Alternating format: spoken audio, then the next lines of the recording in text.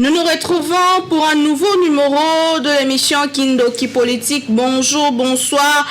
Et autres de pendre on a air aux huiles bakwa kolandabiso partout dans le monde. Tous en essayant que bozo landabiso pe bozo ko continuer ko zoba information ezaka toujours et samara awa ko raté Kindoki Politique et lobby qui au raté vraiment ba information ya makasi oezo salema a la République démocratique du Congo balandibiso di banda to na kati mboka mbote nabino bolingi bino mingi ndenge bino pe bolingi biso mingi. Alors na cadre émission Kindoki Politique à l'autre mbeli bino mwana mboka héritier Ilunga azabongo journaliste indépendant na ebite so na lobi malamu soit te moko pe arobakisa mwa liloba na likambo yango lelo tozabongo le 10 mars 2022 ezali mois de la femme, honneur à la femme topesi mbote na ba mama nyonso o bazona na biso ba jeune fille surtout nga mikolo naza vraiment na bino balobi autonomisation de la femme et de la jeune fille à sala moi et loko moi activité en tout cas ceux qui ont ça l'activité na yo quelque part et que olingi visibilité na yo benga numéro est affiché na ba écran na to solango bien naza wana pona ba jeune fille nyonso o asala ka eloko quelque part o aza kotonga o aza afongolisi mo eloko ne pour que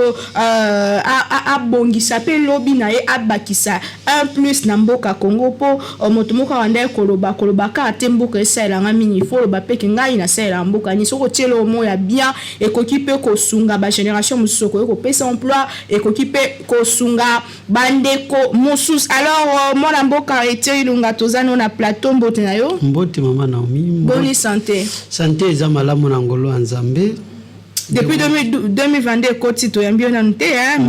mais avec bonne année tozali na mois de mars mais to va avancer nini susu yo moko tanga te likambo esila te do monike to komi to banda nano koleka nango ataka aboye to lakisaka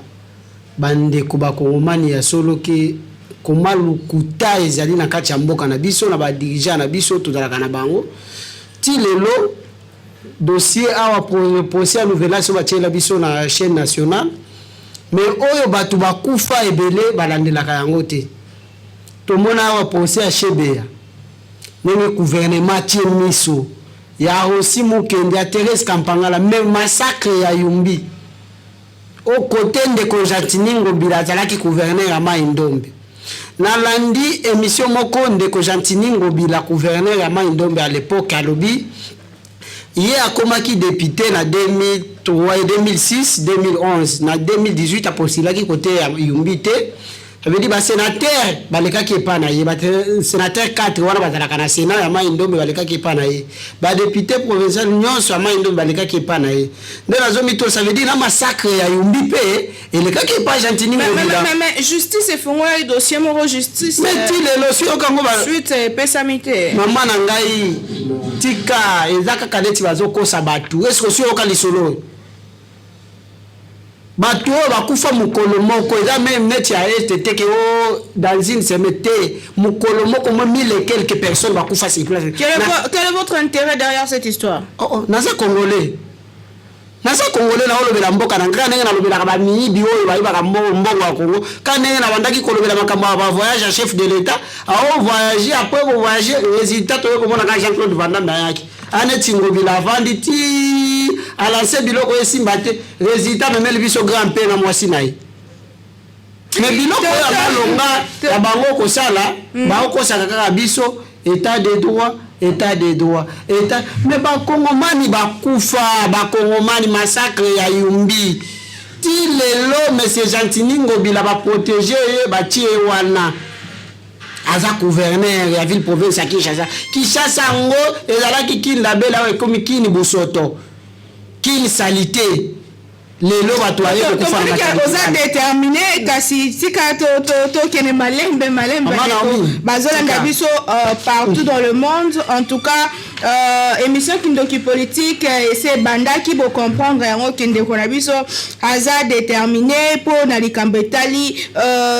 massacre ya Yumbi. Alors likambo etali Kimbo Peto a bandi dia kolobela yango boye et lelo to mon chef gouverneur ya ville a lancé dossier mususu ya Gombe Bopeto quand même ceux qui ont tambo na banzela en kati ya Gombe moi propriété c'est côté et puis to monaki Jean Ebele yena Kimbo Peto et ça déjà grand pas apparemment qui nous andima karaté maman Naomi ya liboso eza ko yebisa batoke kana naza journaliste après yo moko yebi que tu ko lancer mouvement citoyen naza coordonnateur ya dynamique zéro voix dans ma province nazala kana parti pris tenenge nazao soko sali mabe na ko dénoncer ya nécessaire naza na pousa ya mutu oyo asala kabolamu pona ba kongomani pona ba congolais zala baza libanda zala baza na kati ya Congo omoni mukolo nde Congo bila koma ki azalaki eli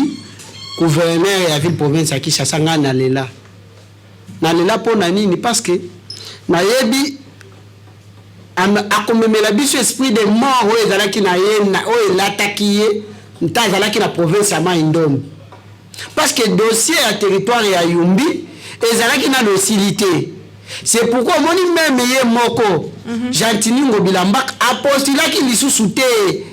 na territoire ya Yumbi parce que na 2006 azalaki eli kuna na 2011 aye eli lisusu kaka na même territoire mais na 2018 parce qu'elle s'est créé des ordres déjà kuna batu bakufi na 2 heures du temps ba 1000 et quelques personnes bakufa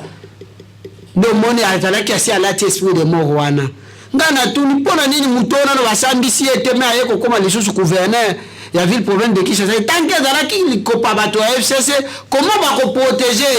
ba bi déjà kuna ba ko voter te to garder pas ba yeko bimisa yesi ko na nini comme gouverneur ya ville province ya Kinshasa ta komi yango omoni résultat bato ba oti ko kufa na matali dibala ba o mema bande ko na biso neti bangulu les aki eza gouverneur te wana eza makambasel oyeba kiteke ba wenze wana balongola ngo place wana avant non bato ba kufa balongola wenze place wana bale de la nani bale de zaki yango place mususu kutu na lupango yango batindaki wenze kende kuna ezalaki lupango bato ezalaki parcellement eza déjà en conflit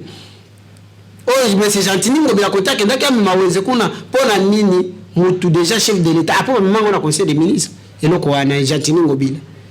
ya makamba ya nani wana ya Matadi Kibala résultat bande ko na biso baye ko kufa ba mo na bango neti bangulu na kacha ba DCC mais soki loi topé mobeko esengi ke batu balongwa et que batu wana bazongi faut penser que faute ezo directement kokoya sur le gouverneur de la ville. Oui parce que ba maman wana bazalaki na sika ko kendete Jantini Ngobila teka kizando mais sika ça la mitendi ba bisa ibomba kende kuna non tozalaki na marché central na biso ezalaki bien ezalaki na ngona makasi na ngonyoso batu yaka na zandu te eza ba ndembe ko Jantini Ngobila ye ko teka yango liwa ya ba mama wana na ba papa wana bakufaki sikipla eza sikibati parce bazalaki na place ya koteka te zandu esi etekami ekangami mabi ke batu na bando benga na bomba boy kokende banani banda benga na ya tindaki batu kuna donc eza mutu oyo alataki déjà problème pour Jantini Ngobila aso comme il fallait justice nanu et s'impliquer na kati ya dossier oyo ya massacre ya Yumbi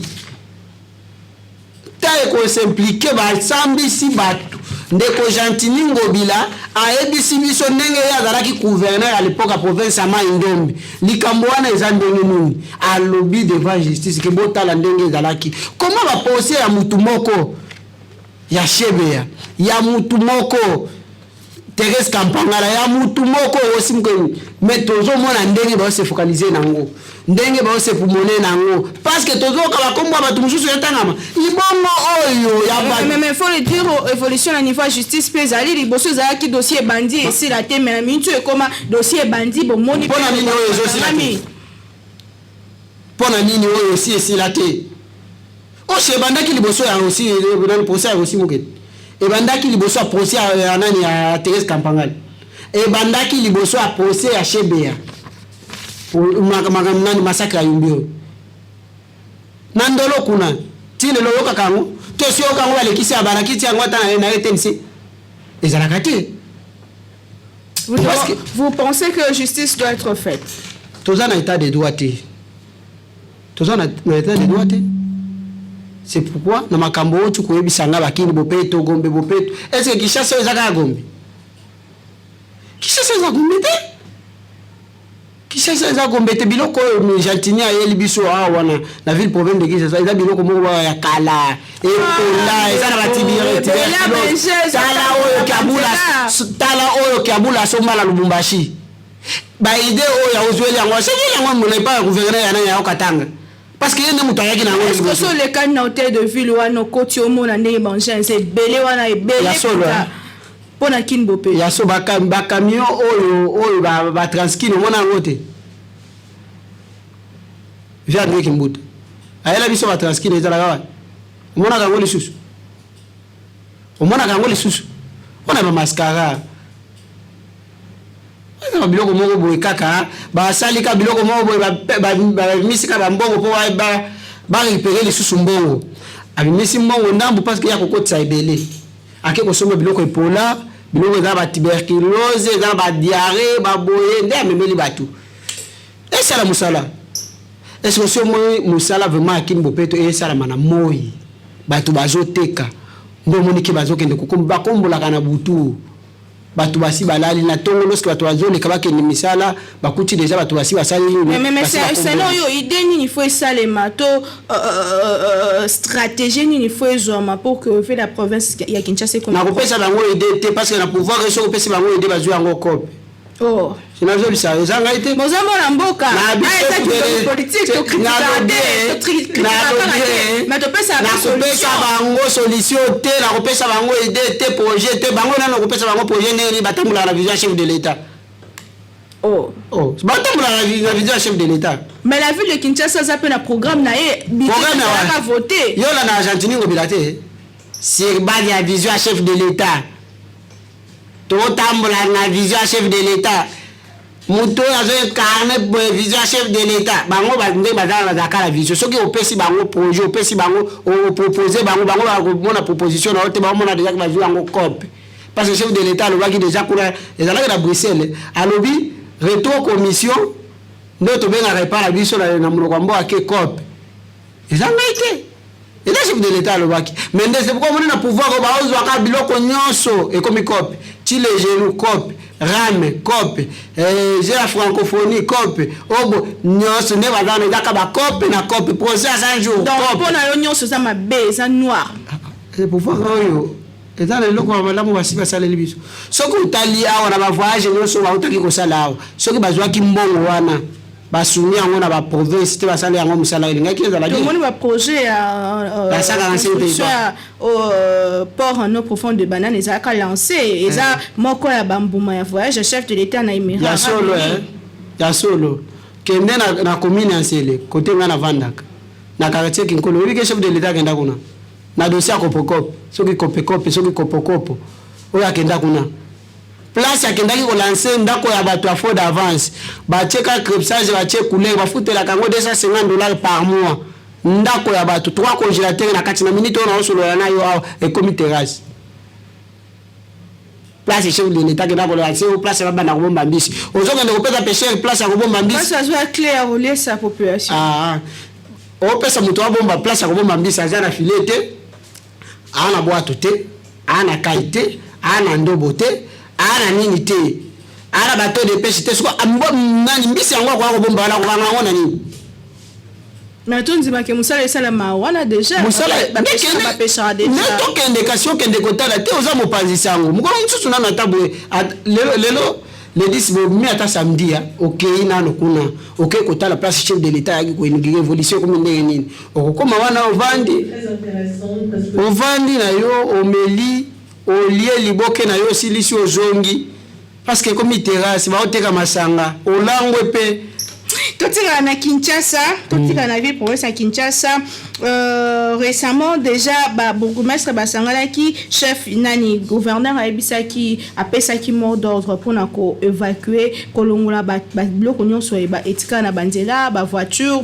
bato kosilisa likambo etali bamarché pirate okanisi ke solution mpenza mpona kosilisa bamarché pirate na Kinshasa mpo à chaque fois balansa yango balanse tomoni balongoli me bamama na bazongaka bamama na bazonga toujours tout le monde bamama tina basode mouton bazoteka pembe na ba prince bazoseka alors lelo il faut vraiment que si ça marché pirate na ville province ya Kinshasa il faut bandana nini de solution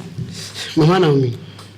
ngai makambo ya Jantiningo bila wana ozolinga kokotisa ngo na muzindo makasi wana na omona depuis Jantiningo bila koma ko Kinshasa etali biso nyonso na boite est-ce que ndeko Jantiningo bila depuis abanda makambo ko lancer lorsqu'il a vu pouvoir eloko na yali boso lancer qui c'est dans le problème ya marché pirate et simba te aye na kini bopeto esimbi te aye Kinshasa 03 esimbi te Gombe bopeto esimbi te ça associé na gouvernement Kinshasa 03 boko banda ko sela ka bongo ka boy chef de l'état pe alobaki ke to ana problème à décollage mais président du conseil des ministres omon kaka bongo Jantiningo bila izana iloko ya malamu te asi asaleli bakino à part comme on a grand pe na mwasi na ye na bato bakufaki na batali bana bakangaki yango déjà grand pe alo basala ki ya conférence de presse ko bakeba ki na mpona Kinshasa opeto ngai yo landaki nani honorable nationalité de nani Molière Léo Lemba hein olandaki yete député national ngai te député national ezalaki ba affaire privée na bango o ba bengelaki muto invitaki bango baya awa eza gouverneur de la ville ezalaki nani voyage officiel te ya kolobaki ba otuko na baye awa c'est ba la gouvernement provincial non mais Jantiningo bila ne mutabengaki bango. Parlons du processus électoral, ce qu'il faut que le Belango, le loyo, tout le monde qui s'inco na SCC bakutana qui na président de l'Assemblée nationale pour lancer une élection ils ala et ça les manadélé constitutionnel finalement s'inco na SCC bandimi ko accompagner ba élection le lenge kani vraiment processus électoral ndenge bandi ndenge zo kindele le lenge kani zo analyser yango wana ndo moni ke tisiko na ozanga kozala na carte na oboya kokota na parti politique na zoboya kozala ke na lobela ba politicien na boya biloko wana pona nini Chisenko oyo utu ko ebisa biso awa ke ami se retirer na makambo ya baseni we mama Naomi Senko abisi biso ke a se retirer na makambo ya baseni le même Senko ye aye lisusu ke na ye na accompagner makambo ya ba élection ata bino moko eza ko wana moko mi ko ambrier biso. Est-ce que réellement l'élection est en 2023? Nandimite. Parce que mon akia wa so Nicolas Kazadi na Kadima e bango nyoso ka baka pardon. Oya lobi mbongo ezate nano na zwi mbongo te oya lobi asi azwi mbongo siko na Kadima na gouvernement na seni nani banani bazoko sa population. Et le gouvernement zoko sabiso to eza seni azoko sabiso certes bon et ça mais que ça mais ça bon installation bon processus électoral nante OK yo mo yo wana zo milobela ngana ko lobali susu nini ça veut dire gouvernement oyo eza kanenge to yoka ki ya ministre ya communication alobi o ba tout propagande armo gande nana ba kotina ka cha Congo te to si to ka koto ba mususu balobi no basi ba koto kutu basali nani attaque moko boye kuna ba bengani ba rebelle ça veut dire pouvoir otoza nango ezaka ka ba contradiction bango na bango awa yoka koto ministre affaires étrangères so ka voyager akenda kana caché ya ministère ça veut dire o ya vice ministre moya sala misala ezate o yoka koto Tony moi bana IGF na Gilles Alengeti ka gouvernement o ezaka biloko bongo avec gouvernement te pouvoir o ezaka ba système wana. Donc, le pouvoir est un système. Vous préférez que tous un régime passé qu'un régime et dans le régime passé, et dans le régime actuel, tous en ango. Bango ne soit pas d'engagement. Si ko bao tous en la bango na minute ba lesquels si ko bawana kala na copie. Bao ba na copie à makasi. Et projet non soit joué en copie. Bango pe ba dans la projet. Tene tu yo boreli bango projet à malamu komi ango ke bango ango komi copie. Mais bien mtu ando le kala ba télévision lobio Kabila c'est bomimbo au moins ta qui pa bino tavanda kimia ce n'est plus lui ndabo makimbo ka maintenant c'est un régime régime actuel. Kabila bomambo kana nini et dalaki na moment na bango ba saka ba travailler na Mobutu ba travailler na musée ba yeko travailler na Kabila les fils ba yeko travailler na monsieur Félix Tshisekedi ka bango wana c'est pourquoi moni ba biso wa héritier Ilunga toye na dynamique zéro voix dans ma province. Ça veut dire neti ba tourner ba chantiningo bila bongo wala ba dossier na yumbi kuna il fallait ba sambisa mabaloba na makambo esalamaki na yumbi yo zalaki gouverneur ya province à l'époque siko makambo ta esalamaki yo zalaki wapi e bandaki ndenge nini azalaki eli deux fois na province ya Maindombe tozana ti ba vie Lambert Mende na Sankuru tozana ti ba vie Ngoyi Kasi na Kasai tozana ti ba oyo ba vie citoyen Mboso na Kwango na Kenge atabino moko toyele ti na ba vie Obeminako kura mai na bandundu kuna ezalaka te ba vie André Kimbuta atabino moko tozongisa bango so aza gouverneur na Kinshasa tote azu nini moko na Kinshasa est-ce que ça obligatoire que atonga mboka na bisika uta Jantiningo bila uta wapi Jantiningo bila tika jamais voter na Kinshasa wote Jantiningo bila a postulé 2 fois comme député national na 2006 abimi député national na territoire ya Yumbi na province ya Maindombe na 2011 a postulé lisusu na province ya Maindombe kana na même territoire ya Yumbi na 2018 a postulé là qui était parce qu'il y avait déjà quelqu'un na compte avant de fallait ça la kuna obi. Vous pensez que renouvellement de classe politique est la solution à Makambo Tolobea? Il y a Makasi. Qu'est-ce qui vous dit que Mouto Aza Lelo, jeune héritier Lungato, jeune Moraza Anzela, Aza mieux que Onyo Sotangiwana? Non, Bawana Bazala Bamabele Basala. Bamabele Ebele. Ce que les lobages, au moni ponanga, na linga que moni ndenge Kabila achaki candidature li soute. Hein? Asali de mandat na ye sili na linga ki pouvoir eta ezota epa Kabila e matali susu te e bana ko sala nini kokita mais oyo longo epa ya jeune matili susu epa mpaka moni na parce que eloko mususu fallait mais la jeunesse c'est un état d'esprit mpaka Naomi vous parlez par rapport à l'âge par rapport l'âge ndé na zolo bela omoni na ba classe plus d'expérience plus de sagesse expérience nini bazana expérience ya Kabundi na kabalongoli Kabundi na Assemblée nationale pour la incompétence après 6 mois comme compétent d'expérience on a bisana ya wana hein et loko ya biso ko yeba ke na Congo to dans des classes politiques to za ba mubutiste na ba kabiliste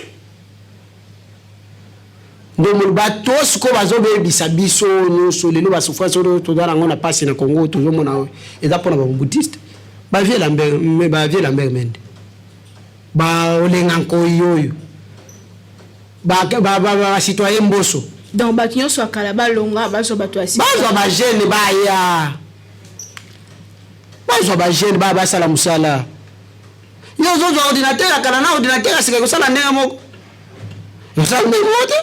et la capacité monter à monter vitesse vitesse ben monter auto la système à 4G là c'est changement on peut réviser la constitution que l'on a un mandat de 5 à 7 ans au Canada on le lengue kan on a dans les nana le ba mbwana Steve Mbikai nda ça propose ala la kiwa ko pesa plus de temps Mobutu asala 32 ans Mouzé a ko sala 3 ans na 3 ans na ye congolais no se retrouva Kabila sali 18 a sali ni 3 ans Mouzé na 3 ans Félix Tshisekedi ni ne change mais il a fait son temps mais 3 ans à Mouzé que 3 ans mais c'est Félix Tshisekedi Maman Naomi est-ce que ce que tu vas qui c'est comme il s'est tendu au canitike net mutu net Félix Tshisekedi ndenga salaki ndenga sawana soki ezalaki ke azwaki pouvoir na 2001 Congo elingaki kabwana olingaki kabwana buna kabwani na 4 parties. Moi, on doit reconnaître un peu fort, il y a prédécesseur. Oui, oui. Chacun a fait son temps, oui, chacun a ses capacités. Qui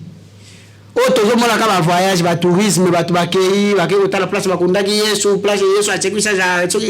raza o place Yesu a laissé mbuma. Ça veut dire musala ba ngwana za tourisme ba kanga ba photo ba publier sur internet biso to banda ko commenter. Constitution na biso ngeli to changer en côté.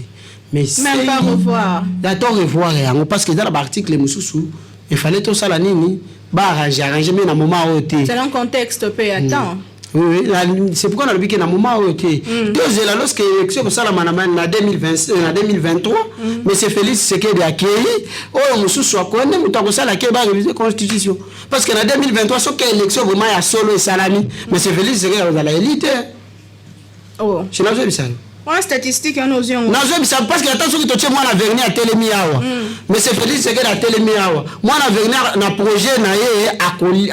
coller président de la République. Je n'ai pas vu ça yo. Même tozi moi la cirage, o ya tambula kaika na projet na yé malamu avandi wana. A ebisi na population mais c'est Félix c'est que tu la vision na yé ninga vision na yé wana. Akokweya. Outrage hein, faut faire très attention. Outrage na fini. Oh, maman non. Est-ce que na non, moko banga. Okongo banga. Na vanité na c'est même ça na fini nani na bike ba kulukisanga ba kulukisa basi ba mesana